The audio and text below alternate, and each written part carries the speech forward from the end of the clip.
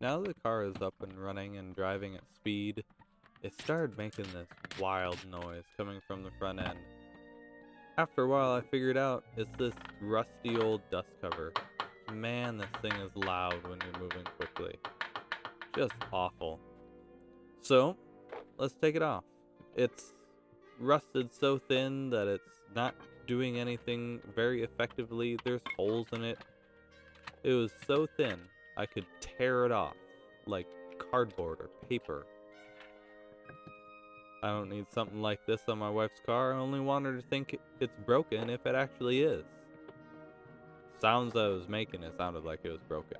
But this is a quick and easy fix. If this is the worst of our problems, we're doing pretty good.